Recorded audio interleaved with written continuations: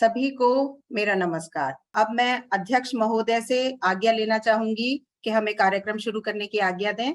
साहित्य जी। अरे ये आज्ञा नहीं, ये तो निवेदन है और ये हम सभी का सौभाग्य है कि इस पटल पर विश्व रंग का यह आज कार्यक्रम बाल साहित्य के लिए आयोजित हो रहा है। मेरा बहुत बहुत अभिवादन और नमस्कार। बहुत बहुत धन्यवाद सर। आज हम सब टैगोर यूनिवर्सिटी के द्वारा आयोजित विश्व रंग महोत्सव 2022 के अंतर्गत विश्व रंग यूएई अध्याय की ओर से इस मंच पर जुड़े हैं। विश्व रंग कार्यक्रम के सभी विश्वव्यापी दर्शकों व श्रोताओं को डॉक्टर आरती लोकेश का प्यार भरा नमस्कार। माननीय मुख्य अतिथि महोदय श्री अखिलेश श्रीवास्तव चमन जी, कार्यक्रम अध्यक्ष श्रीमान साहित्य चतुर्वेदी जी तथा अन्य सभी विद्वान अतिथिगण का मैं विश्व रंग यूएई के मंच पर हार्दिक अभिनंदन करती हूँ। रविंद्रनाथ टैगोर यूनिवर्सिटी के संस्थापक व कुलपति महान साहित्यकार श्रीमान संतोष चौबे जी हैं। यह विश्वविद्यालय साहित्य, कला और संस्कृति के क्षेत्र में अनुसंधान और शिक्षण को बढ़ावा देता है और इस कार्य में यह अग्रगण्य है, सबसे आगे गिना जाता है। श्री संतोष चौबे जी के निर्देशन तथा समकालीन महान लेखक श्री लीलाधर मंडलोई जी के उपनिदेशन में विश्व रंग महोत्सव का आयोजन वर्ष 2019 से लगातार प्रतिवर्ष किया जा रहा है और अक्टूबर से नवंबर यही समय तय है जब ये महोत्सव मनाया जाता है। यह आयोजन राष्ट्रीय और अंतरराष्ट्रीय स्तर दोनों तरह से किया जाता है। 2020 से ही यूएई विश्व रंग महोत्सव में लगातार भाग ले रहा है। इस वर्ष 50 देशों में यह कार्यक्रम आयोजित किया जा रहा है, यूएई भी उनमें से एक है। और विश्व रंग के निदेशक के रूप में टैगोर यूनिवर्सिटी की ओर से मैं आप सबका इस पटल पर स्वागत करती हूँ। दो पंक्तियां कहना चाहूंगी कार्यक्रम के बारे में कि कल्पना की शक्ति लेकर रचना की ले पतवार, ज्ञानार्जन नौका बढ़ी चली बच्चों की उस पार। यही तो भावी जनगण है, कर्णधार हैं ये भव के, विश्व रंग ने खोल दिए हैं इनके लिए अपने द्वार। तो अब कार्यक्रम के मंच संचालन के लिए मैं कौसर भुट्टो जी को बुलाना चाहूंगी और कौसर भुट्टो जी के बारे में बता दूं कि वे स्वयं बड़ी ही अच्छी कवयित्री हैं और बहुत ही सुमधुर गायिका हैं। तो आज उनका मंच संचालन हमारे कानों में मिश्री घोलने वाला है। तो कौसर जी, स्वागत है आपका, मंच संभालिए आप। सबसे पहले तो बाल साहित्य संगोष्ठी के मंच संचालन का कार्यभार सौंपने के लिए आपका हार्दिक आभार। यहाँ उपस्थित सभी गुणीजनों को मेरा सादर प्रणाम। टैगोर विश्वविद्यालय भोपाल के विश्व रंग यूएई महोत्सव 2022 में आप सबका हार्दिक स्वागत है। जैसा कि आप सब जानते हैं कि यह कार्यक्रम बाल केंद्रित है, तो जब भी हम बच्चों की बात करते हैं तो हमारे मन में यह गीत जरूर आता है। बच्चे मन के सच्चे, सारी जग के आंख के तारे, ये वो नन्हे फूल है जो भगवान को लगते प्यारे, बच्चे मन के सच्चे। तो इस कार्यक्रम की शुरुआत मैं एक बच्चे को ही बुलाकर माँ सरस्वती का आशीर्वाद हम सबको प्रदान करने के लिए आमंत्रित करती हूँ। तो स्वागत है छात्र वरुण कुमारपुरम सुब्रमण्यम का। ये 10 वर्ष के हैं और न्यू डीपीएस शारजाह में कक्षा 5 के छात्र हैं। तो आपका हार्दिक स्वागत है वरुण। ओम सरस्वती नमस्तुभ्यं वरदे कामरूपिणी, विद्यारंभं करिष्यामि सिद्धिर्भवतु मे सदा। ओम वाग्देवी च विद्महे ब्रह्मपुत्री च धीमहि तन्नो सरस्वती प्रचोदयात्। ओम सरस्वती नमस्तुभ्यं वरदे कामरूपिणी, विद्यारम्भं करिष्यामि सिद्धिर्भवतु मे सदा। ॐ वाग्देवी च विद्महे ब्रह्मपुत्री च धीमहि तन्नो सरस्वती प्रचोदयात्।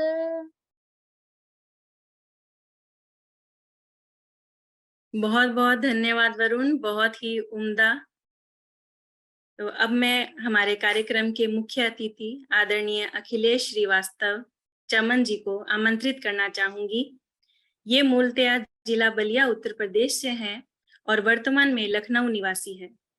उत्तर प्रदेश सरकार की सेवा में प्रथम श्रेणी अधिकारी, एडिशनल आईजी तथा एडिशनल कमिश्नर के पद से सेवानिवृत्त हो चुके हैं।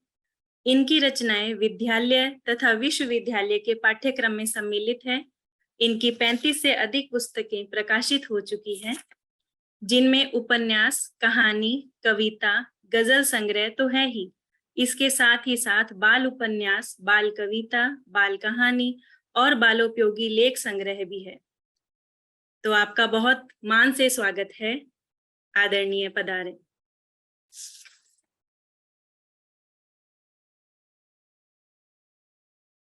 आप सभी को मेरा नमस्कार।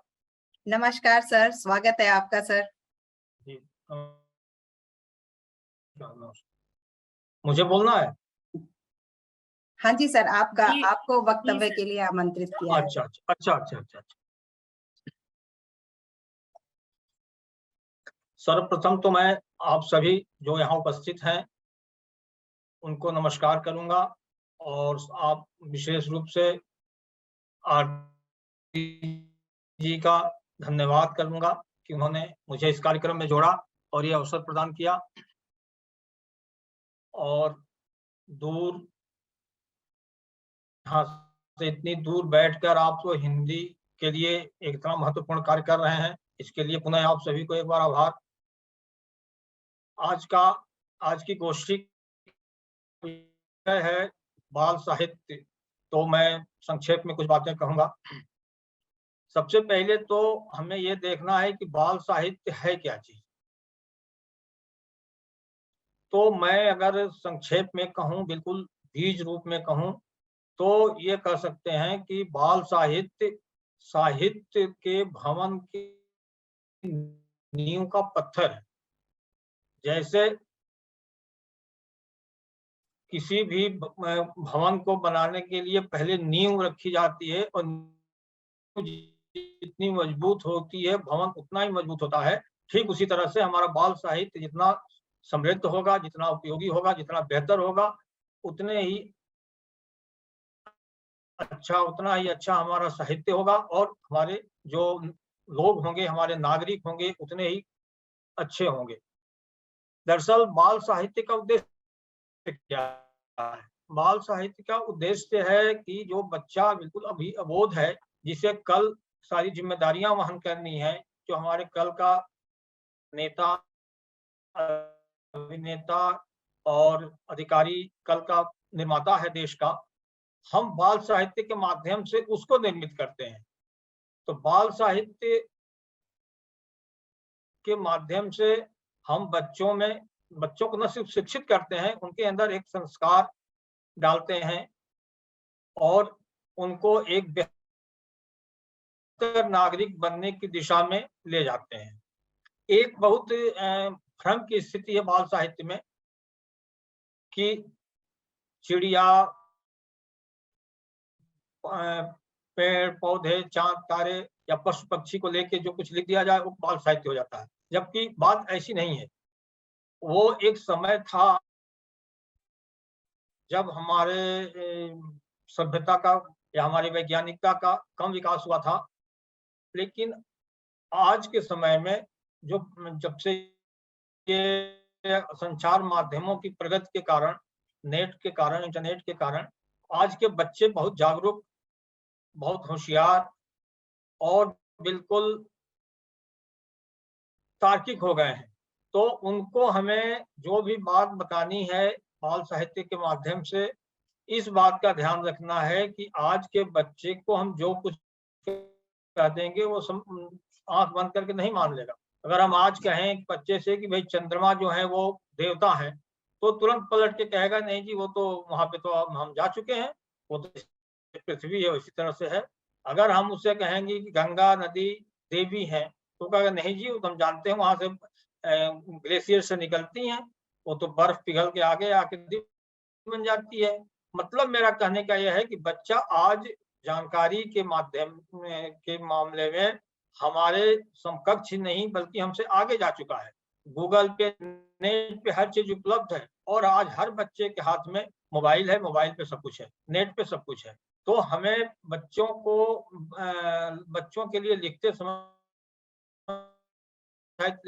इस बात का विशेष ध्यान रखना है कि बच्चे की जिज्ञासा का शमन हो। बच्चे को जो भी हम बताएं तार्किक तरीके से बताएं और वैज्ञानिक तरीके से बताएं। उनके अंदर हम अंधविश्वास या नकारात्मकता जैसी कोई बात न भरने पाए साहित्य के माध्यम से। अब एक बात मैं यही कहना चाहूंगा कि सामान्यतया जो साहित्यिक जगत है उसमें बाल साहित्य को द्वयम दर्जे का मान लिया गया है कि बाल साहित्य लिखना बहुत सामान्य काम है या बहुत साधारण काम है या बहुत हल्का काम है, जबकि स्थिति ठीक इसके उल्टी है। बाल साहित्य लिखना बड़ों के लिए लिखने के मुकाबले अधिक दुष्कर कार्य है, अधिक चुनौतीपूर्ण कार्य है। देखिए बड़ों के लिए हम जो लिखते हैं तो उसमें हमारी कोई सीमा नहीं होती, हम कुछ भी लिख सकते हैं और बड़े जो है लोग पढ़े लिखे समझदार लोग वो उसमें सही गलत का बंटवारा कर लेते हैं, क्या उपयोगी है क्या अनुपयोगी है वो देख लेते हैं, समझ लेते हैं। लेकिन बच्चा इस लायक नहीं होता कि वो ये इस बात का निर्णय कर सके, तो हम जो भी बच्चे को परोसेंगे वो उसे सही मान लेगा। तो इसलिए हमें बच्चे के लिखने के लिए बच्चों के लिए लिखने के लिए बहुत सावधान रहना पड़ता है। मैं ये कहूँ कि बच्चों को लिखने के लिए साहित्य हमें एक परकाया प्रवेश करना पड़ता है, यानी कि हमें पुनः अपने बचपन में पड़ता है। बच्चा बन के चीजों को बच्चा बन के बच्चे की दृष्टि से सोचना पड़ता है, तब हम ऐसा कुछ लिख सकते हैं जो बच्चे बिल्कुल आसानी से ग्राह्य बच्चों के लिए हो या बच्चे उसको स्वीकार करें। अन्यथा बच्चे एक तो स्वीकार नहीं करेंगे और स्वीकार अगर करते हैं अपनी अज्ञानता के कारण तो वो उनके लिए हम नुकसानदायक चीज दे रहे हैं, उनको गलत दिशा में ले जा रहे हैं। तो एक बात तो मेरा ये कहना था कि जो भी बाल साहित्य, जैसा आरती जी ने हमको उसने बताया था कि इसमें कुछ बाल साहित्यकार भी जुड़ेंगे, और तो मैं ये उनको बताना चाहूंगा, उनसे मेरा मतलब निवेदन है कि आप बाल साहित्य लिखते समय अधिक सावधानी बरतें और ये हमेशा ध्यान रखें कि आपके लेखन के माध्यम से बच्चे के अंदर कोई किसी तरह की गलत भावना या अज्ञानता न पहुंच सके। उसके लिए बहुत तार्किक, बहुत वैज्ञानिक और बिल्कुल प्रमाणिक जानकारी होनी चाहिए। और ये हमेशा आप मान के चलिए जब भी बच्चों के लिए लिखिए कि बच्चा आपसे अधिक जानता है और बच्चा आपसे अधिक जान सकता है। अगर कहीं शक होगा आपके लेखन में वो नेट से देख लेगा, गूगल पे देख लेगा और समझ जाएगा कि नहीं ये बात गलत है। तो इस बात का ध्यान रखना है हमको। दूसरी बात यह है कि एक आज हिंदी में विशेष रूप से ये कहा जाता है कि भाई पाठकों की कमी है, पाठक नहीं है, किताबें पहले जितनी छपती थी नहीं छप रही हैं, नहीं बिक रही हैं। इसका भी मूल कारण यही है कि हम बाल साहित्य के माध्यम से बच्चों में साहित्यिक संस्कार नहीं डाल पा रहे हैं। ठीक वही बात होगी कि बिना बीज बोए हम फल खाने की उम्मीद करें। ठीक वही बात है कि आज का बच्चा कल का नागरिक है, पाठक है, कल का लेखक है, कल का आलोचक है। तो अगर हम तैयार नहीं करेंगे, आज हम पौधा नहीं लगाएंगे तो निश्चित ही कल उसमें फल नहीं मिलेगा। हम लोग साहित्य से इसलिए जुड़े हैं, जितने भी आप सभी हैं, कि हम लोगों को बचपन में साहित्यिक संस्कार मिले हैं। हम सभी के बचपन में घरों में साहित्यिक पत्रिकाएं आती थी, अखबारों में जो समाचार पत्र आते थे उसमें साहित्यिक पृष्ठ होते थे। वहां से हमारे अंदर, आप सभी के अंदर एक साहित्यिक अभिरुचि जागृत हुई और साहित्य की तरफ झुकाव हुआ, साहित्य से हम जुड़े। हमें ये कहने में कोई संकोच नहीं है कि आज के समय में इसका अभाव है। आज परिवारों में साहित्यिक पत्रिकाओं का आना कम हो गया है, बहुत साहित्य पुस्तकों का अभाव है और बच्चों को हम साहित्यिक संस्कार नहीं दे पा रहे हैं। सबसे बड़ी बात एक ये है कि आज का जो अभिभावक वर्ग है वह बच्चे को साहित्य पढ़ाना या साहित्य से जोड़ना समझता है उसके समय का अपव्यय है, वो पाठ्यक्रम से तो निकलने नहीं दे रहा है। तो इस पे भी ध्यान में रखना है कि हम पढ़ाने का मतलब क्या है बच्चे को। अगर केवल आपको डिग्री दे देना है वो अलग चीज है, लेकिन उसका सर्वांगीण विकास जिसे कहते हैं कि उसका हर तरह से हर क्षेत्र में वो आगे बढ़े, तो उसके लिए साहित्य एक बहुत बड़ा माध्यम हो सकता है, हो नहीं सकता है बल्कि आप सभी जानते हैं कि पंचतंत्र की रचना के बारे में कि केवल कहानियों के माध्यम से बिगड़ैल राजकुमारों को कितना योग्य बना दिया था विष्णु शर्मा ने, जो आज पंचतंत्र कहानी के रूप में हमारे आपके सामने है। उसकी कथा आप जानते हैं कि वो साहित्य था जो कि राजा के लड़के जो कि बिल्कुल नकारे थे और हार मान चुके थे कि ये किसी के लायक नहीं है, उनको कहानियों के माध्यम से उपदेशात्मक कहानियों के माध्यम से उन्होंने संवार दिया। अब एक बात जहाँ उपदेश की बात आई तो मैं एक बात बताना चाहूंगा कि ये बिल्कुल बाल साहित्य में एक और बहुत गलत धारणा चली आ रही है कि हम ये समझते हैं कि बाल साहित्य का उद्देश्य बच्चों को हमें करना, संस्कार तो देना है, लेकिन उन्हें आदर्श और नीति की बातें बताना है। बिल्कुल नहीं, अगर ऐसी बात कहेंगे तो बच्चा बाल साहित्य से कतई नहीं जुड़ेगा। बाल साहित्य मेरी समझ से बिल्कुल होम्योपैथिक की मीठी गोली की तरह होनी चाहिए। जैसे कि मीठी गोली में दवाई दे दी जाती है, ठीक वैसे ही हमें बाल साहित्य को परोसना है।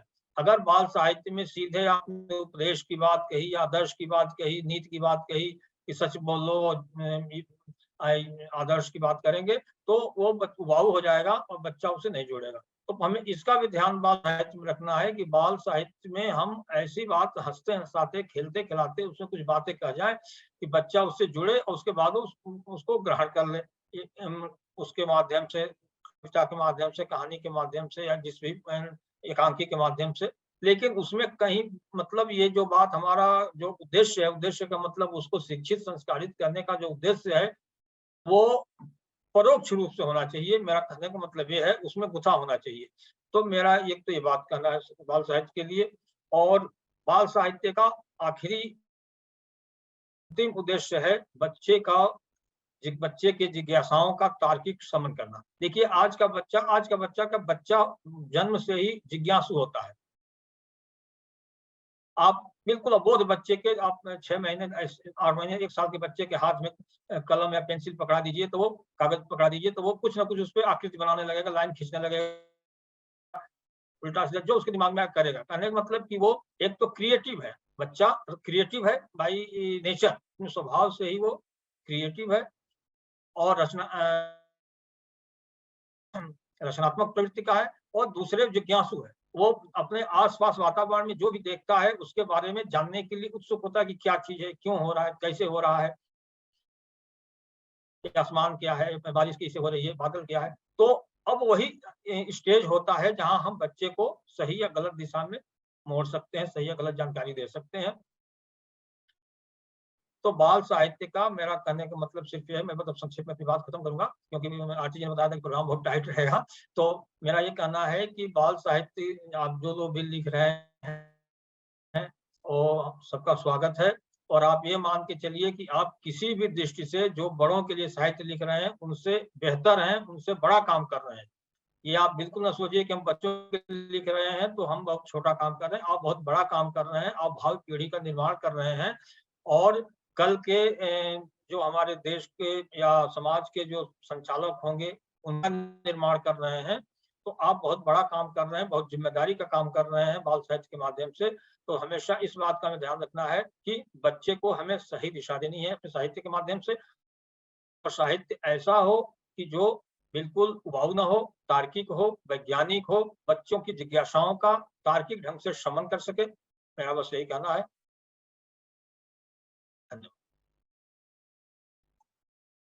बहुत बहुत धन्यवाद आदरणीय, बहुत ही ज्ञानवर्धक वक्तव्य। तो अब मैं आमंत्रित करना चाहूंगी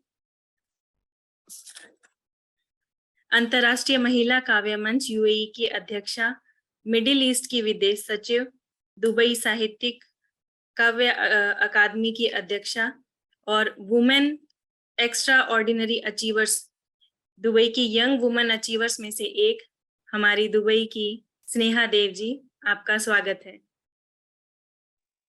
बहुत बहुत धन्यवाद सर। और अभी अखिलेश सर से जो भी मेरे प्रश्न थे सबके उत्तर बहुत ही अच्छे से मिल गए, और इसके साथ ही मैं सीधी अपनी कविता पर आती हूँ। बहुत नमन करते हुए विश्व रंगमंच को मैं अपनी कविता का आरंभ करती हूँ। इसका शीर्षक है सर्दी का मौसम। मुझे लगा ये दिसंबर आ रहा है, सर्दी आ रही, तो ये कविता अच्छा रहेगी। तो सर्दी का मौसम। सरसर सरसर सनन सनन, सरसर सरसर सनन सनन, ठंडी ठंडी चले पवन, रोज रोज सवेरे कोहरा छाया, सर्दी का मौसम है आया। जब से शुरू हुई है ठंडी, रात हो गई बहुत ही लंबी, सूरज जी अब आते लेट, कोट पहन सब अप टू डेट, स्वेटर मोजे दस्ताने अब, मफलर शॉल में दब गए सब, गरम रजाई लगे है प्यारी, गरम रजाई लगे है प्यारी, यहीं पे दे दो चाय हमारी, आइसक्रीम जी गई छुट्टी पर, आइसक्रीम जी गई छुट्टी पर, चाय कॉफी के भाव गए बढ़, ठिठुराए सब बांधे हाथ, ठिठुराए सब बांधे हाथ, हीटर कोयलों का है साथ, गरम धूप में सेक की बाट, गरम धूप में सेक की बाट, द्वार पड़ गई दादी की खाट, द्वार पड़ी दादी की खाट, इधर उधर की इसकी उसकी दादी संग सभी की सूची, गपशप संग डल रहा अचार, गली हो गई अब बाजार, मूंगफली चिक्की का रेला, मूंगफली चिक्की का रेला, गरम गरम टिक्की का ठेला, सरसर सरसर सनन सनन, ठंडी ठंडी चले पवन, रोज सवेरे कोहरा छाया, सर्दी का मौसम में आया। बहुत बहुत धन्यवाद। बहुत उत्कृष्ट रचना आपकी, पूरा सर्दी का अच्छे से आपने चित्रण किया। तो अब मैं आमंत्रित करना चाहूंगी संगीत शिक्षिका, महिला काव्य मंच तथा राइटर्स फोरम कुवैत की सदस्या कमला प्रकाश जी का। ये शयास नाम से यूट्यूब चैनल भी चलाती है तथा साहित्य और संगीत में रुचि रखती है। आपका हार्दिक स्वागत है कमला जी। बहुत बहुत धन्यवाद कौसर जी। सर्वप्रथम मैं भारतीय संस्कृति वैश्विक मंच को नमन करती हूँ। माननीय मुख्य अतिथि, अध्यक्ष महोदय एवं सभी गुणीजनों को मेरा प्रणाम। यह मेरा सौभाग्य है कि मुझे बाल साहित्य संगोष्ठी में आज अपनी एक छोटी सी कविता सुनाने का अवसर मिला है। मेरी यह कविता प्रेरणा, सकारात्मक सोच और अभिलाषाओं से ओतप्रोत है, जिसका शीर्षक मैंने दिया है अभिलाषाओं की उड़ान। तो मैं आप सबों के बीच रखती हूँ, सुनिएगा। अभिलाषाओं के पंख बना, अभिलाषाओं के पंख बना, मैं नभ को हर वक्त निहारूं, अभिलाषाओं के पंख बना, मैं नभ को हर वक्त निहारूं, कभी बादलों में छुप जाऊं, कभी चांद बन मैं भी इठलाऊं, कभी धरा की बेचैनी को थोड़ी सी शीतल कर पाऊं, कभी धरा की बेचैनी को थोड़ी सी शीतल कर पाऊं, आशाओं के दीप जला सबके मन को पुलकित कर जाऊं, आशाओं के दीप जला सबके मन को पुलकित कर जाऊं।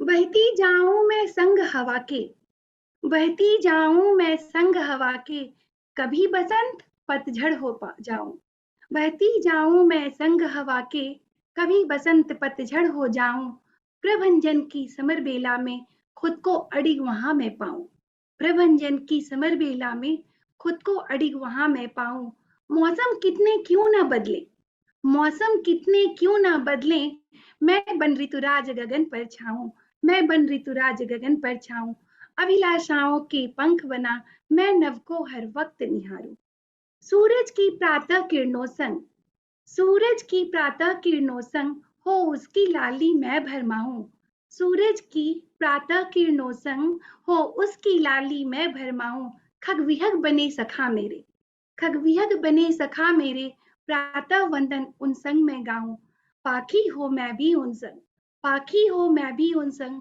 अभिलाषाओं की उड़ान भर पाऊं, अभिलाषाओं की उड़ान भर पाऊं। अभिलाषाओं की पंख बना मैं नभ को हर वक्त निहारूं, अभिलाषाओं के पंख बना मैं नभ को हर वक्त निहारूं। धन्यवाद। बहुत बहुत धन्यवाद कमला जी, गजब की कल्पनाशीलता लिए आपकी कविता।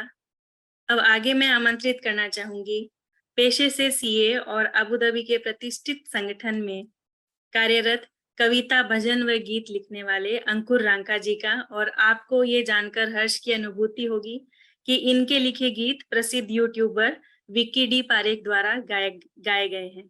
आपका हार्दिक स्वागत है। धन्यवाद कौसर जी। शुरुआत करने के लिए सबसे पहले टैगोर यूनिवर्सिटी विश्वरंग यूएई श्रीमती आरती जी, हमारे मुख्य अतिथि श्री अखिलेश जी, एमएम अध्यक्ष श्री साहिल चतुर्वेदी जी और आप सभी उपस्थित माननीय गुणीजनों को सादर नमन, सादर वंदन। मेरी एक रचना है जो बच्चों के प्रेरणा स्रोत के लिए मैं रखना चाहूँगा।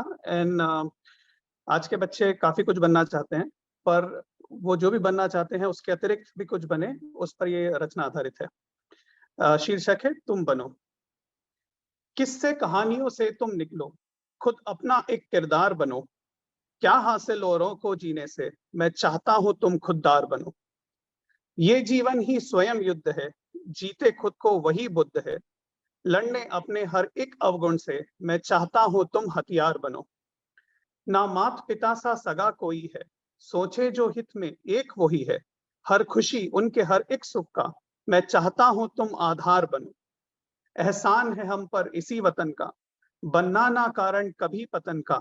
केवल तुमसे ही आशा है अब, मैं चाहता हूं तुम सरकार बनो। कुछ विवश कई दुर्बल होंगे, कितने जग में निर्बल होंगे।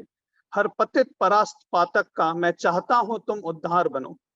करो प्रयत्न विफल होगा, हर बार नहीं असफल होगा। बढ़ के जीत से जिसकी जय हो, मैं चाहता हूं तुम वो हार बनो। तुमको कल आगे बढ़ना है, पढ़ना है, खुद को गढ़ना है। रोशन जिससे हो हर आंगन, मैं चाहता हूं तुम वो उजियार बनो। उपचार बनो, उपकार बनो, बनो जो भी जिम्मेदार बनो। इतिहास करे आदर जिनका, मैं चाहता हूं तुम वो नरनार बनो। एक दिन तो सबको मरना है, जीते जी ही कुछ करना है। अमर रहे मरकर जग में, मैं चाहता हूं तुम वो विचार बनो। किस्से कहानियों से तुम निकलो, खुद अपना एक किरदार बनो। क्या हासिल औरों को जीने से, मैं चाहता हूं तुम खुददार बनो। धन्यवाद। बहुत सुंदर रचना आपकी अंकुर जी, बहुत सुंदर रचना। अब मैं आमंत्रित करती हूँ बहुमुखी प्रतिभा की धनी सीमा पावगी उपाध्याय जी को। ये जयपुर गाजियाबाद के महाविद्यालयों में प्राचार्य पद पर रह चुकी हैं, बायोकेमिस्ट्री में पीएचडी हैं, विज्ञान पत्रिका की प्रधान संपादक हैं तथा साथ ही गंधर्व विद्यालय से इन्होंने संगीत की शिक्षा भी ली है और चित्रकला में भी विशेष रुचि रखती है। आपका स्वागत है सीमा जी। धन्यवाद कौसर जी, आपने इतना सुंदर मेरे बारे में बोला और आप सभी को मेरा सादर नमस्कार। कि आप सबके सामने मैं एक कहानी प्रस्तुत करना चाहती हूँ और कहानी का शीर्षक है संस्कार।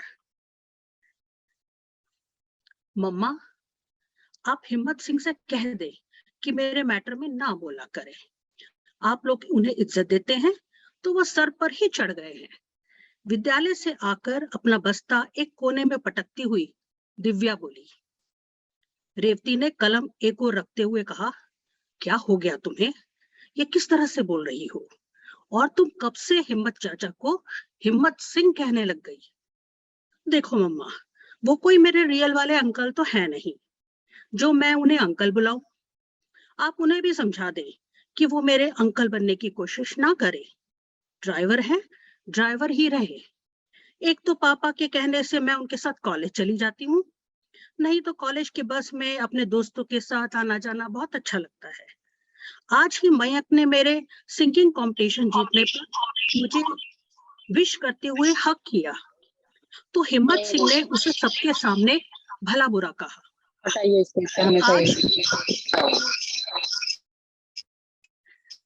किसी का ऑन हो गया है तो आज मैंने भी उन्हें सबके सामने ठीक से लताड़ दिया। दिव्या, उन्होंने सही तो किया, तुम्हारे पापा वहां होते तो शायद वो भी यही करते, यही तो हमारे संस्कार है। पर मम्मा वो तो कम पढ़े लिखे हैं, ड्राइवरी का काम करते हैं, उनके मूवमेंट भी उनके दिमाग की तरह ही स्लो है। ऐसे आदमी को मेरे पापा से कंपेयर मत करो। दिव्या, भगवान ने सभी को एक जैसा नहीं बनाया, किसी में कोई गुण है तो किसी में कोई। हमें लोगों को उनके गुण दोषों के साथ स्वीकार करना चाहिए। अगर उनके दोष हमारे लिए तकलीफें पैदा करते हों तो उसके लिए कानून है। अब हिम्मत भाई तुम्हारे पापा के गांव के ही हैं। इनके पिताजी विद्यालय में शिक्षक थे और उन्होंने ही तुम्हारे पापा की पढ़ाई का खर्चा तुम्हारे दादाजी के जाने के बाद उठाया था। पर हिम्मत भैया नहीं पढ़ पाए तो यह उन्हें अपने साथ यहाँ पे ले आया। तब से वह और उनका परिवार हमारे स्टाफ क्वार्टर्स में रहते हैं। दोनों कितने भले लोग हैं, ये तुम नहीं समझोगी। तुम्हारे जन्म के समय मैं यहाँ दुबई में अकेली थी और तुम्हारे पापा कुवैत में जाकर फंस गए थे। उनका पासपोर्ट गुम हो गया था और सब व्यवस्था करके आने में 1 सप्ताह का समय लग गया था। इसी दौरान तुम हुई और मुझे खून हिम्मत भैया ने ही दिया था और देखभाल किसी भाई से ज्यादा ही की थी। इस बात का तुमसे कभी जिक्र ना करे, ऐसा उन्होंने ही कहा था। दिव्या, अगर भगवान ने हमें एक आम इंसान से कुछ ज्यादा दिया है तो हमें आभारी होना चाहिए, और साथ ही अगर कमजोरों की मदद ना भी कर सके तो कम से कम करे तो कि हम उनसे सभ्यता के साथ ही बात करें। मम्मा, आई एम सॉरी। अब मैं उनको भी सॉरी बोल के आती हूँ। धन्यवाद। बहुत प्यारी कहानी सीमा जी। जी, मैं अब आमंत्रित करती हूँ शारजा से कवित्री निशा गिरी जी का। ये मानव संसाधन में इन्होंने MBA किया है और ये पिछले 11 वर्षों से UAE में रह रही हैं। आपका स्वागत है निशा जी।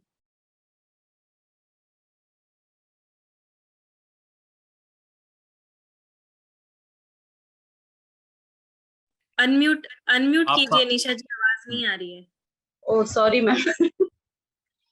अच्छा, सबको पहले नमस्कार और प्रणाम करना चाहूंगी और मुझे इस मंच पर अपनी बाल कविता प्रस्तुत करने का मौका मिल रहा है, उसके लिए मैं आरती लोकेश मैम की बहुत आभारी रहूंगी।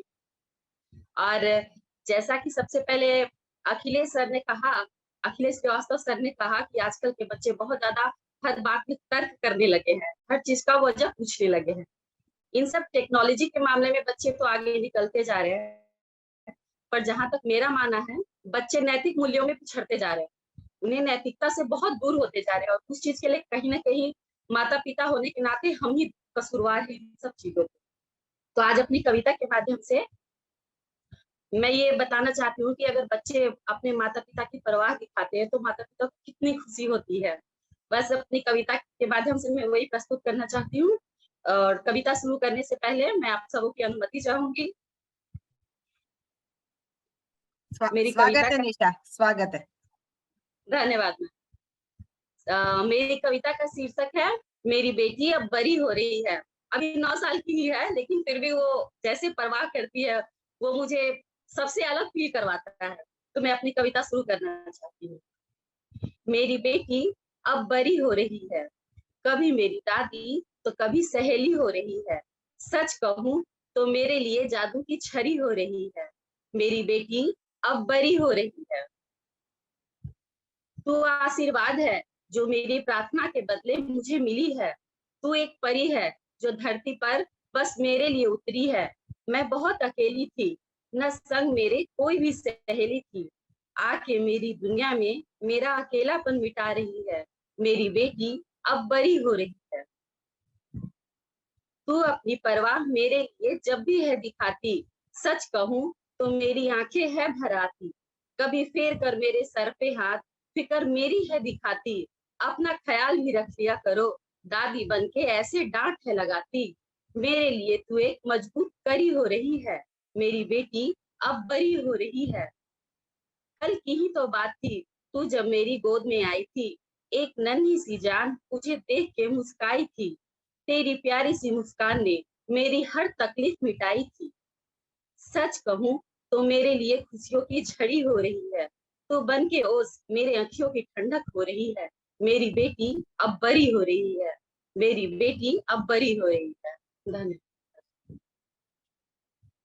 बहुत धन्यवाद निशा जी। और आपकी रचना बहुत ही सुंदर, बेटियों पर, कि बेटियां कलेजे की ठंडक और आंखों की ठंडक होती है। तो अब मैं आमंत्रित करती हूँ फरीदाबाद से डॉक्टर पूनम अहलावत जी को। ये हिंदी साहित्य की प्रवक्ता हैं तथा राष्ट्रीय और अंतर्राष्ट्रीय पत्रिकाओं में इनकी अनेक रचनाएं प्रकाशित हो चुकी हैं। आपका स्वागत है पूनम जी।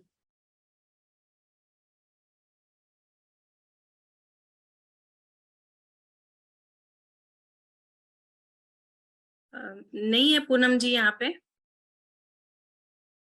पूनम जी जुड़ी थी लेकिन अभी मुझे भी यहाँ पर दिख नहीं रही हैं, तो उनको बाद में बुला लेंगे, आप फिर आगे चल सकते हैं हम लोग।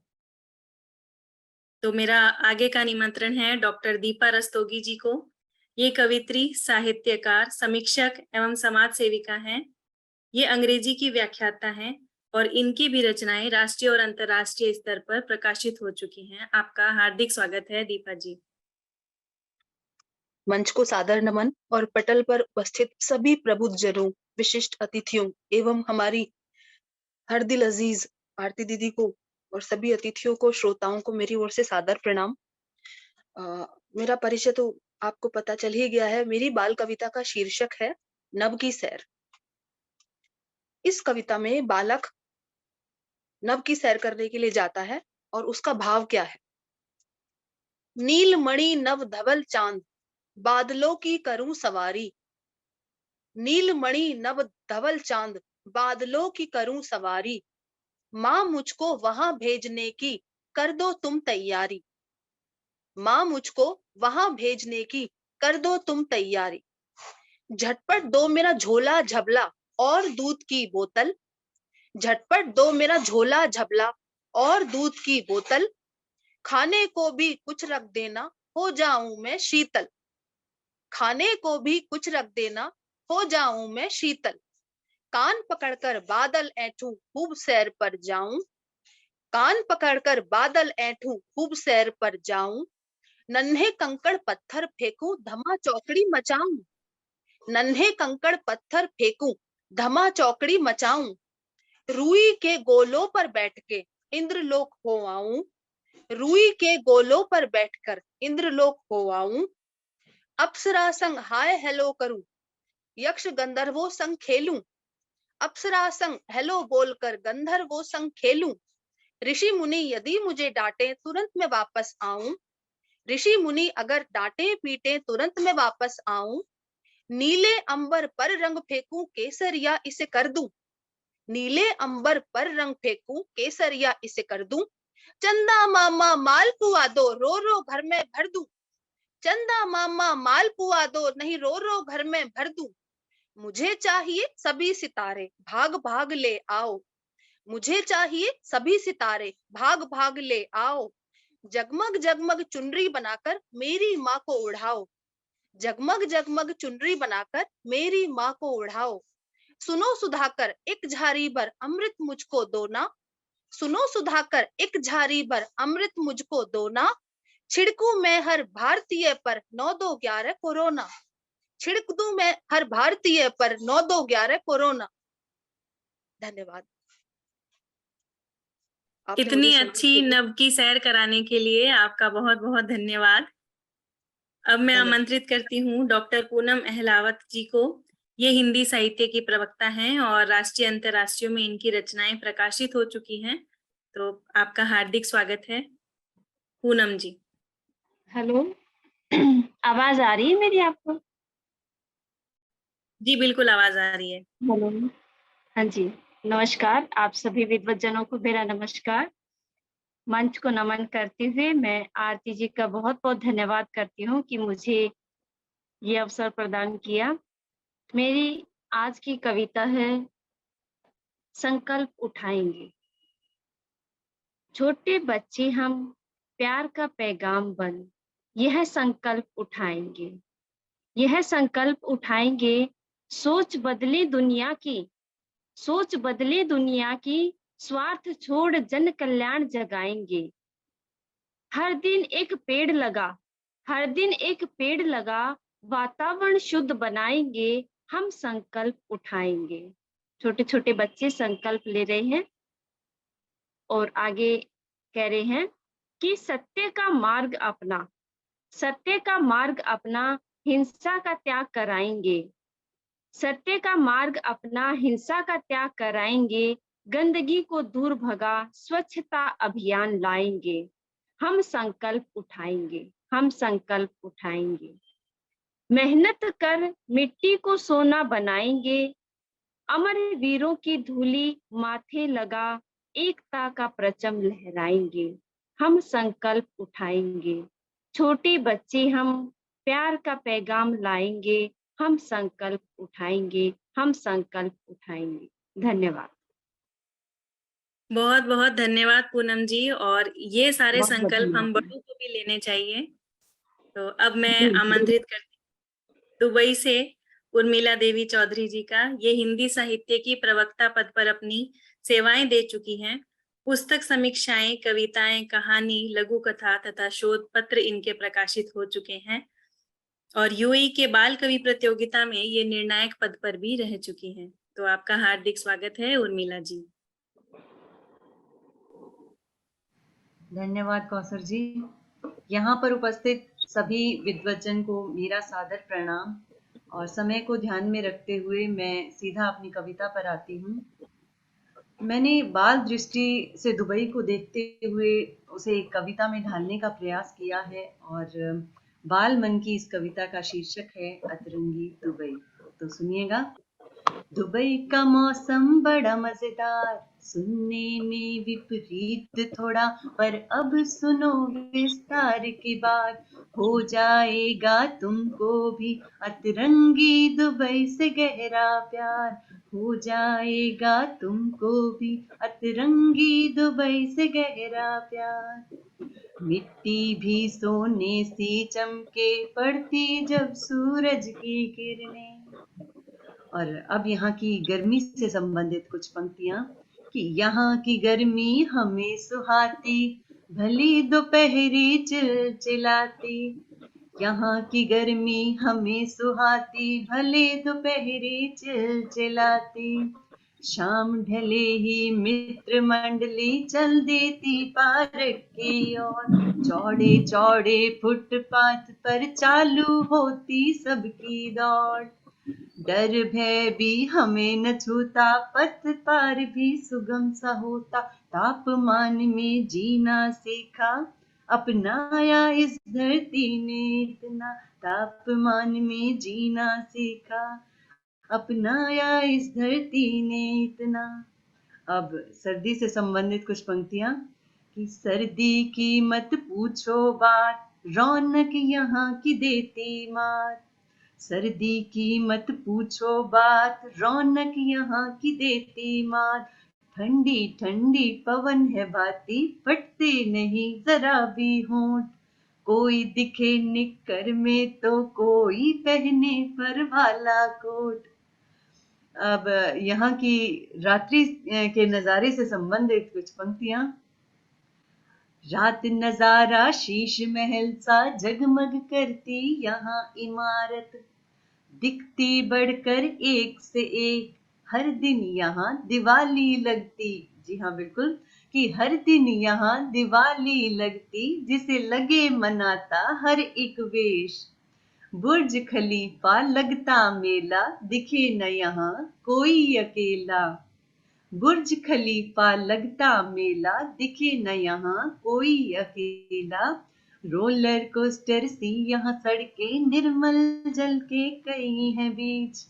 अब अंतिम पंक्तियां और आपका ध्यान चाहूंगी, और जिसमें बच्चे बेहद खुश हैं जब से सप्ताहांत के जो समय या दिन जो बढ़ गया है उससे संबंधित कि छुट्टी के 2 दिन हफ्ते के बढ़कर वो भी बन गए ढाई, लंबे सप्ताहांत में अब तो हम भी मौज मनाते भाई, ऐसी सुंदर नगरी रच दी शेख साहब दिल दे बधाई, ऐसी सुंदर नगरी रच दी शेख साहब को दिल दे बधाई। धन्यवाद। इतनी सुंदर रचना के लिए आपको भी बहुत बहुत बधाई। और बिल्कुल ये हमारा शहर अतरंगी है, क्योंकि यहाँ पे सर्दी होती नहीं है, सिर्फ शौक के लिए सर्दी के कपड़े खरीदे जाते हैं। तो एक और जहाँ सर्दियों में कोई निक्कर में घूमता है तो कोई फर वाले कोट में। बहुत बहुत धन्यवाद उर्मिला जी। अब मैं आमंत्रित करूंगी दुबई की कवित्री, कहानीकार, समीक्षक और लीक से हटकर अपना सोच रखने वाली व्यंग्यकार मंजू सिंह जी का। इनका जो कहानी है विदाई, नेशनल स्कूल ऑफ ड्रामा द्वारा इसके मंचन के लिए चयन हो चुका है। तो इनके बारे में मैं जितना कहूँ कम है। आपका हार्दिक स्वागत है आदरणीय मंजू जी। मंच पर उपस्थित सभी लोगों को यथा योग्य अभिवादन। समय की कमी है तो अलग अलग नाम लेना संभव नहीं है। तो मेरी कविता के द्वारा मैं आज आप सब लोगों को आपके बचपन में लेकर जाना चाहती हूँ। तो जरा ध्यान से मेरे साथ चलिए। मेरी कविता का शीर्षक है अबड़म जगड़म तगड़म। आओ बच्चों, तुम्हें अतीत की सैर कराती हूँ। आज मैं तुम्हें भूतकाल में ले जाती हूँ। आओ बच्चों, तुम्हें अतीत की सैर कराती हूँ। आज मैं तुम्हें भूतकाल में ले जाती हूँ। सब करो आंखें बंद और पढ़ो यह मंत्र। अबड़म जगड़म तगड़म, ना कोई किसी से झगड़म। समय का खुला दरवाजा, अब जल्दी जल्दी आजा। अरे कौन सा है ये स्थान? लगता तो है जैसे कोई स्कूल। कौन है ये प्यारा सा बच्चा? दिखता तो है ये तुम सा ही कूल। पहचाना, ये है तुम्हारे पप्पा। चलो इनकी कक्षा में चलते हैं, इनके अध्यापक से मिलते हैं। अध्यापक जी ने दागा सवाल, बच्चों बताओ, शिव का धनुष किसने तोड़ा? देखो पिताजी ने किस मासूमियत से जोड़ा। सर जी, जरूर ये होगा नरेंद्र का काम। कुछ तोड़े फोड़े बिना उसे आता नहीं आ रहा। आगे का दृश्य सेंसर है, बच्चों के लिए पिता को पिटते देखना। अरे चल छोड़ो, फिर से बोलो। अबड़म जगड़म तगड़म, ना कोई किसी से झगड़म। छू मंतर छू, किसी दूसरी कक्षा में घूम। ये दो चोटी वाली बच्ची शायद तुम्हारी मम्मी है। पता है बच्चों, बच्चों में फेमस इसका नाम टिम्मी है। विज्ञान की है ये क्लास, हर जीव यहाँ है खास। अध्यापिका ने बोर्ड पर लिखा प्रश्न, सांस लेती हैं कैसे मछलियां? देखो मम्मी ने जवाब दिया तुरंत, बैठकर पानी में। अध्यापिका है हैरान, समझ नहीं पाई यह गूढ़ ज्ञान। मम्मी ने समझाया, जब मछली पानी में बैठी तो उसकी नाक हवा में आई, उसने सांस लिया, फिर पानी में डुबकी लगाई। चलो चलो हम जल्दी से यहाँ से भागे भाई। अबड़म जगड़म तगड़म, ना कोई किसी से झगड़म। छू मंतर छू, आए चाचा की कक्षा में तुम। चल रही है परीक्षा, पहरा दे रही हैं मैडम दीक्षा। आओ जरा इनकी बुद्धि आंकें, इनकी आंसर शीट में झांकें। लिखने थे दूध देने वाले प्राणियों के नाम, जरा देखें लिखा क्या इन्होंने श्रीमान। सुबह तो घर में दूध वाले भैया दूध दे जाते हैं, शाम को पापा दूध का गिलास थमाते हैं। समझ लो बच्चों, अब तो इनके 0 नंबर आते हैं और हम यहाँ से रफू चक्कर हो जाते हैं। अबड़म जगड़म तगड़म, ना कोई किसी से झगड़म। समय का खुला दरवाजा, वापस अपनी दुनिया में आजा। धन्यवाद। जितनी प्यारी आपकी कविता, जितना प्यारा उसका रोचक उसका शीर्षक, उतनी ही प्यारी आपकी कविता। हम सब पर आपकी कविता का जादू चल गया और आपके सुनाने का मन भावन अंदाज ने मन मोह लिया। तो अब मैं आमंत्रित करती हूँ सुश्री मीरा ठाकुर जी को। ये अबू धाबी से हैं। ये कुशल कवित्री और लघु कथाकार तो हैं ही, पर इनकी कलम हिंदी के अलावा मराठी और गुजराती में भी चलती है। आपका हार्दिक स्वागत है मीरा जी।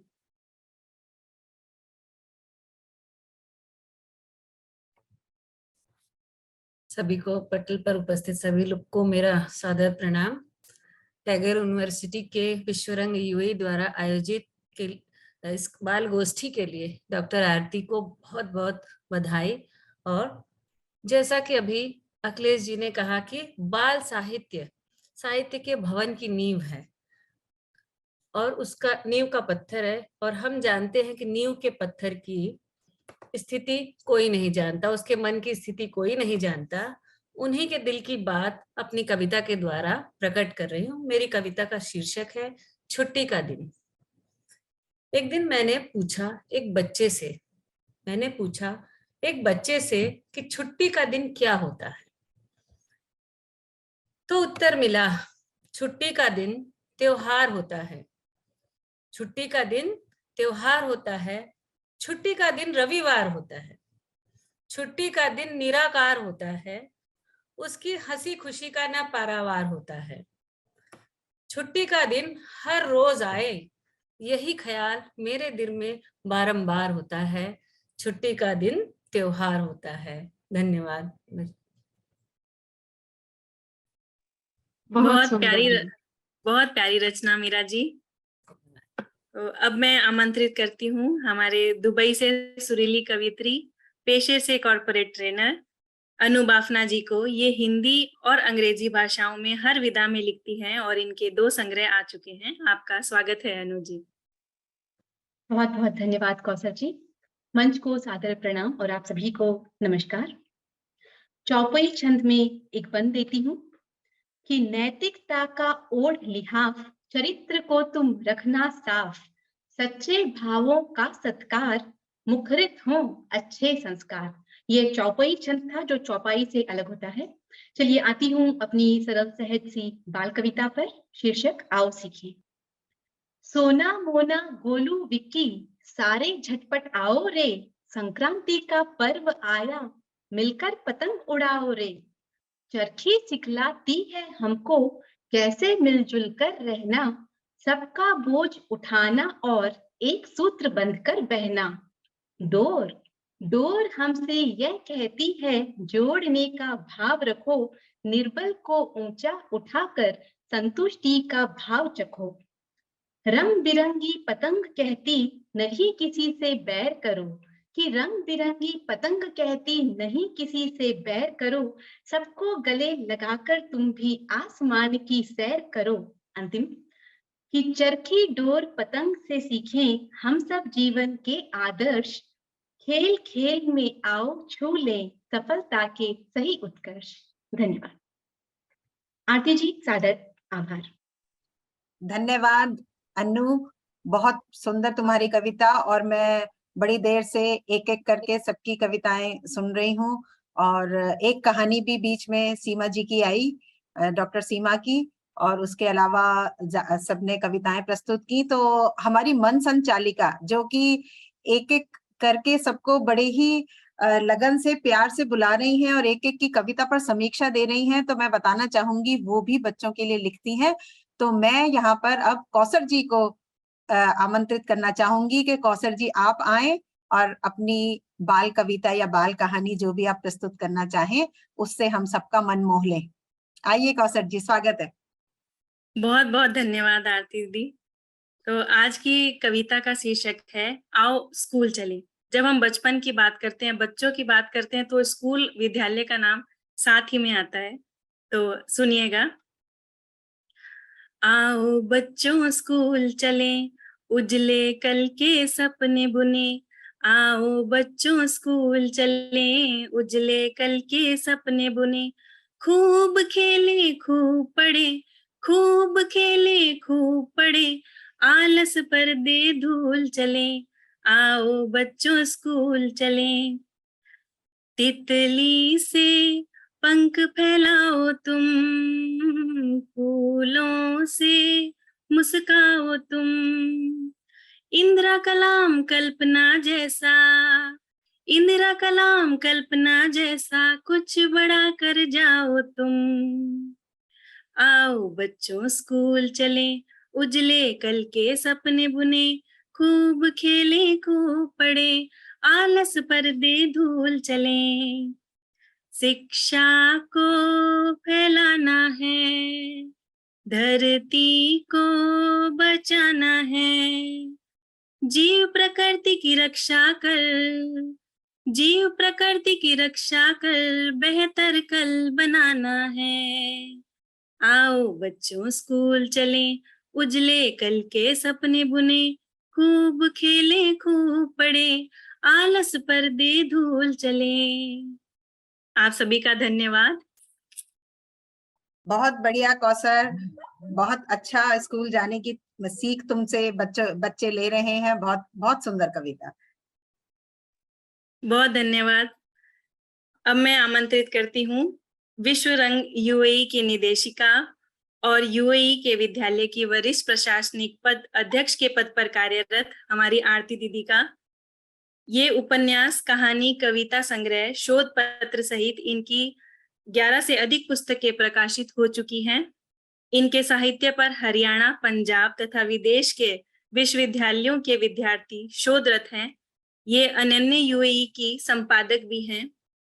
रेडियो मेरी आवाज द्वारा विश्व की 101 प्रभावशाली महिलाओं में इनका नाम शुमार है और शिक्षा तथा साहित्य के क्षेत्र में इनका योगदान अमूल्य है, जिसके लिए इनको शिक्षा रत्न का सम्मान भी मिला।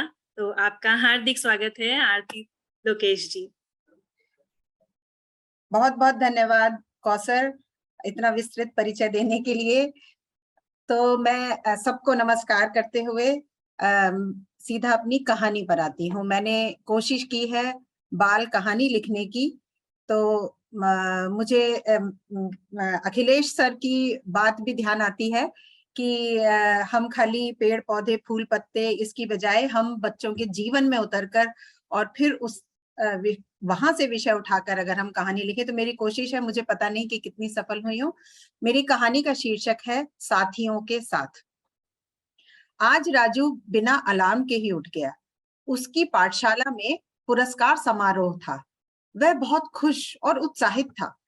उसकी कक्षा में सबसे अच्छे बच्चे का इनाम उसे ही मिलने वाला था। उसे याद था कि अध्यापिका ने नहा धोकर तैयार होकर समय से आने के लिए कहा था।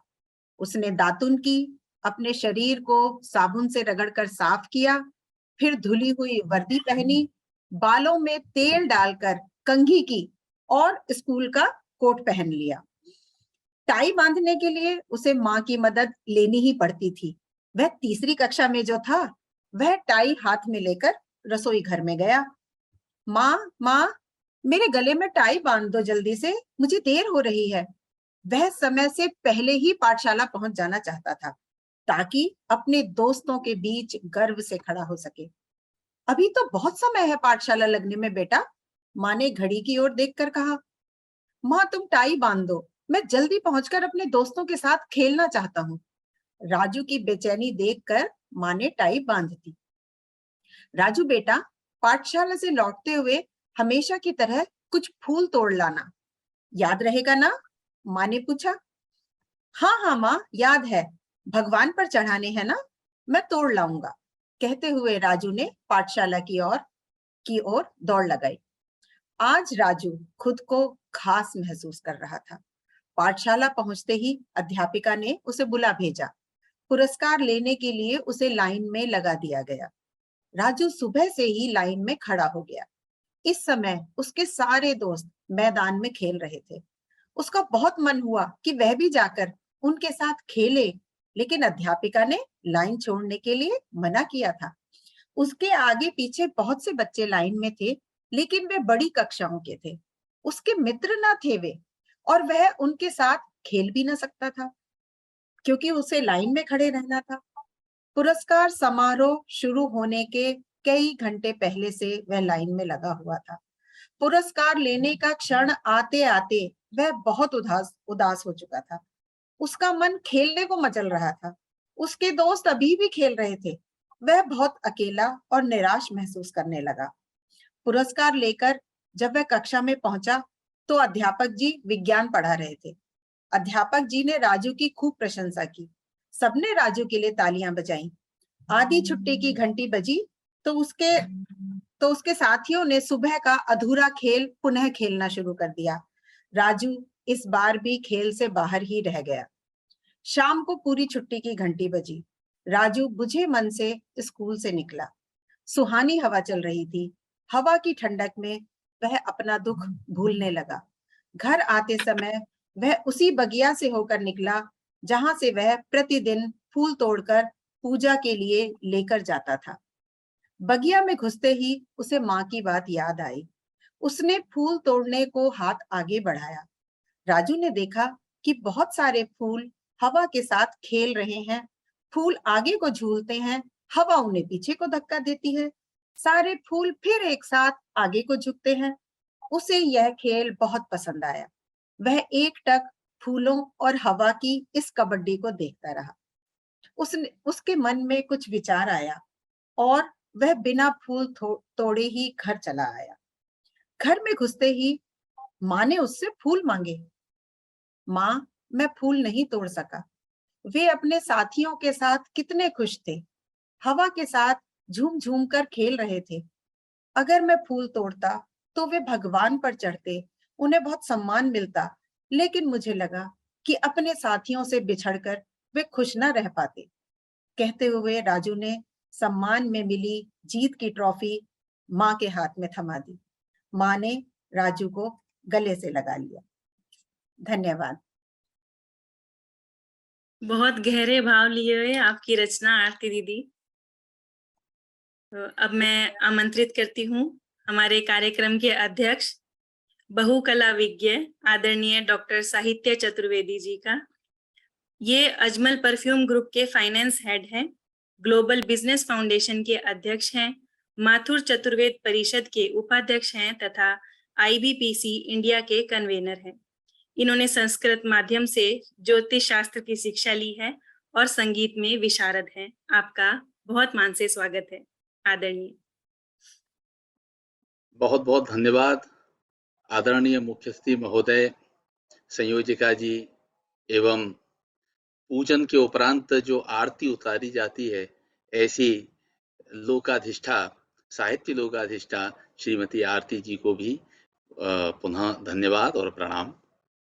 वस्तुतः जो भी प्रस्तुतियां हुई, आदरणीय श्री अखिलेश जी ने जो प्रारंभ किया, जो पृष्ठभूमि प्रस्तुत की, और उसी के अनुरूप जिस प्रकार की यहाँ विश्व रंग में प्रस्तुतियां हो रही हैं, निश्चित ही वह हृदय को उद्भूत करने वाली हैं। मुझे एक श्लोक सुभाषतानी का स्मरण होता है कि काव्य शास्त्र विनोदेन कालो गच्छति धीमताम व्यसनेन च मूर्खाणाम निद्रेन कलहेन वा। तो जैसा कि कुछ पूर्व वक्ताओं ने कहा कि यह पूर्व वक्ताओं में क्या, श्रीमती आरती जी ने ही प्रारंभ किया कि यह कल्पना शक्ति को बढ़ाने वाली चीज है। बालकों में एक कल्पना शक्ति को जागृत करने का यह माध्यम है। संस्कृत के ऋषि मुनियों ने, आचार्यों ने, तो जैसा कि हमारे मुख्य अतिथि महोदय ने अभी कहा कि एक राजा के 4 पुत्र थे, चारों ही मूर्ख थे, किसी प्रकार की शिक्षा दीक्षा उन्हें कार्य नहीं कर रही थी। तो विष्णु शर्मा जी ने पंचतंत्र की रचना करके कहानियों के माध्यम से सब कुछ सिखा दिया। आज विज्ञान इस बात को सिद्ध कर रहा है कि मस्तिष्क के 2 भाग होते हैं, लेफ्ट एंड राइट, और राइट पक्ष जो है उसमें क्रिएटिविटी होती है।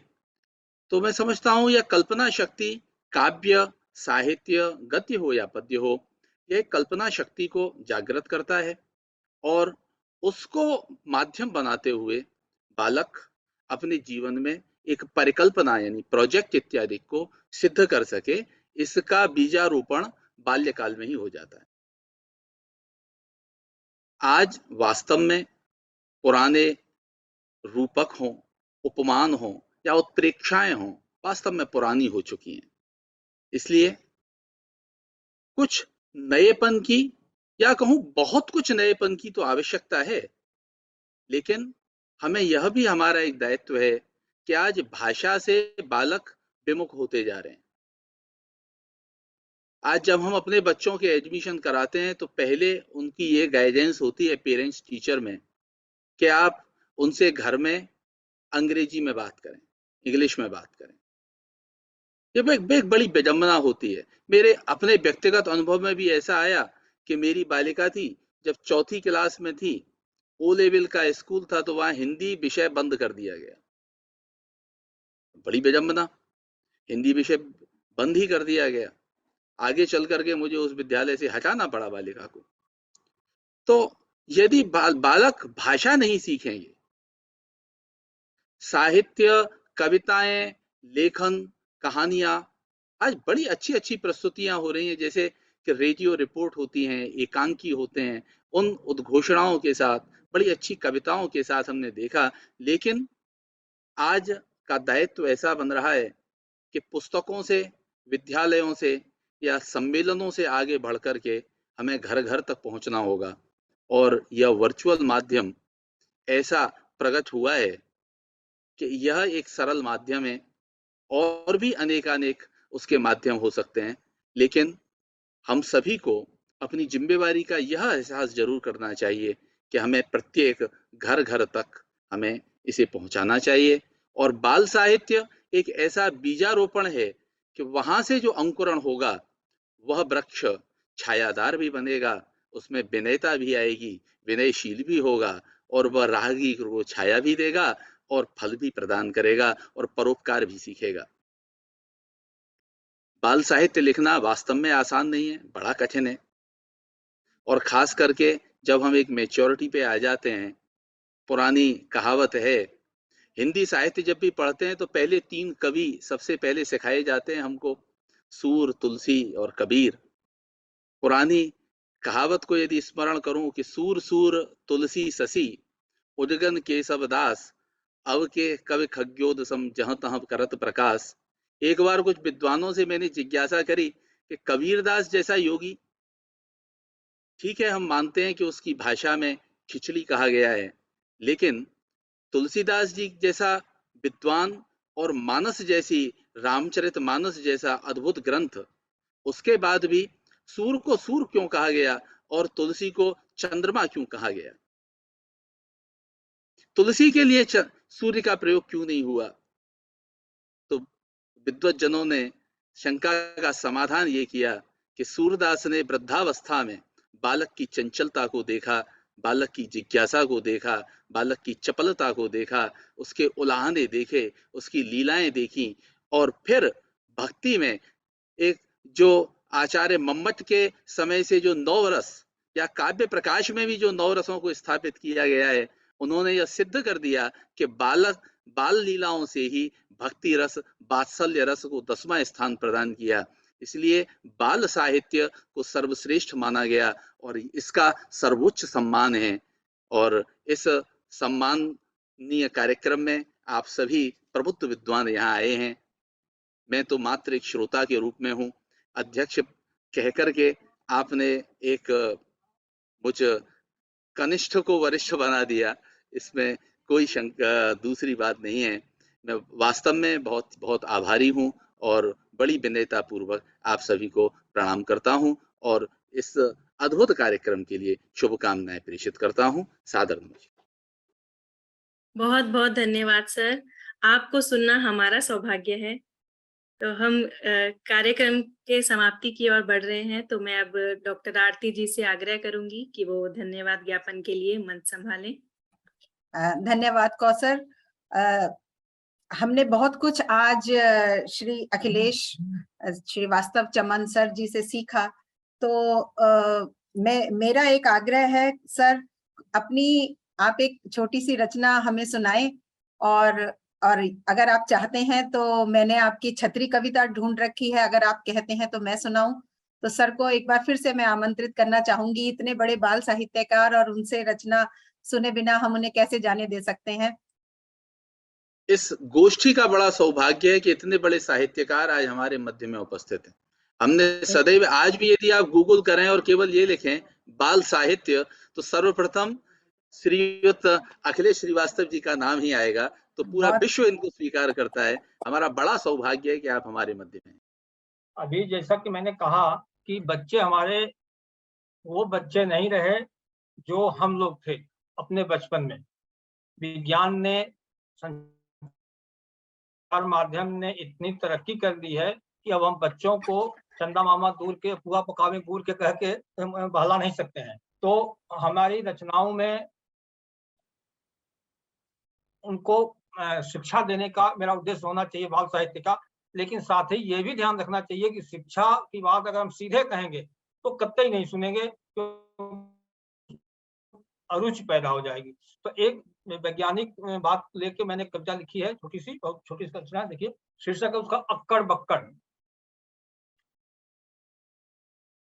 अक्कड़ बक्कड़ बम्बे बोल, भैया या धरती है गोल। अक्कड़ बक्कड़ बम्बे बोल, भैया या धरती है गोल। आओ अंशु आओ संजू, खोल दुनिया, खोले इस धरती की पोल। धरती के नीचे क्या है? अक्कड़ बक्कड़ बम्बे बोल, भैया या धरती है गोल। आओ अंशु आओ संजू, खोले इस धरती की पोल। धरती के नीचे क्या है? डीजल गैस और पेट्रोल, तरह तरह के खनिज लवण और रसायन के हैं घोल।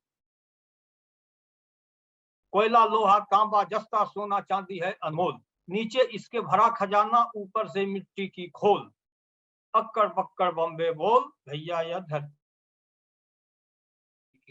है गोल। तो इस तरह की मेरा कोशिश रहती है कि कविताओं के माध्यम से, कहानी के माध्यम से भी कुछ बात ऐसी कही जाए जो बच्चों के लिए उपयोगी हो। आपने मुझे अवसर दिया, इसके लिए पुनः धन्यवाद।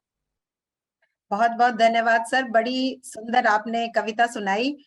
और मैंने भी आपकी एक कविता छांट के रखी थी, छतरी, छोटी सी कविता है, मैं सुनाती हूँ सब लोगों को। काली नीली पीली छतरी, उजली और रंगीली छतरी, बड़ों की खातिर सीधी सादी, बच्चों की भड़कीली छतरी।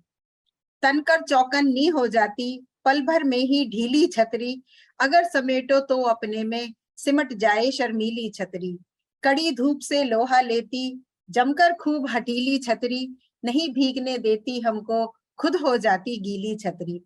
तो सर कितनी बढ़िया बात, आपने सारा छतरी से संबंधित सारी जानकारी एक कविता में समेट ली है। और 6 से छतरी जब बच्चों को केजी में भी सिखाया जाता है, तो वहीं पर ये कविता उनको सिखाई जाए तो वो कभी भूलेंगे ही नहीं 6 से छतरी। तो अब मैं आगे बढ़ती हूँ अपने धन्यवाद ज्ञापन की तरफ। तो सबसे पहले हमारे मुख्य अतिथि महोदय श्री अखिलेश श्रीवास्तव चमन जी ने हमें बाल साहित्य की इतनी महत्वपूर्ण जानकारी उपलब्ध करवाई।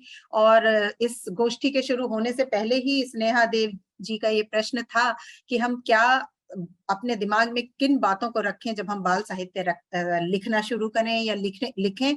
तो आपने उन सब शंकाओं का, आपने हमारा मन पढ़ लिया सर, कि हम क्या क्या जानना चाहते हैं, क्योंकि हम सभी इस क्षेत्र में नए हैं।